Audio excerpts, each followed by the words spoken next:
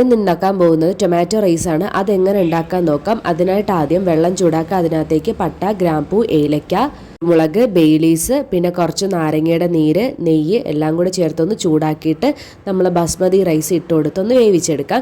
ഇനി ഗ്രേവി തയ്യാറാക്കാൻ വേണ്ടിയിട്ട് എണ്ണ ചൂടാക്കുക. അതിനകത്തേക്ക് പട്ട, ഗ്രാമ്പൂ, ഏലക്ക, ബേലീസ്, പിന്നെ കുറച്ച് പെരിഞ്ചീരകവും കസ്കസും കൂടി ഇട്ട് പൊട്ടിച്ചെടുത്തിട്ട് സവാള ഇട്ട് കൊടുക്കാം. എന്നിട്ട് ജിഞ്ചർ ഗാർലിക് പേസ്റ്റും തക്കാളി ഇട്ട് കൊടുത്തൊന്ന് വഴറ്റിയെടുക്കാം. പൊടികളായിട്ട് മഞ്ഞൾപ്പൊടി, മല്ലിപ്പൊടി, മുളക് പൊടി, ചിക്കൻ മസാല ചേർത്തിട്ട് നമുക്കൊന്ന് മൂപ്പിച്ച് വേവിച്ചെടുക്കാം.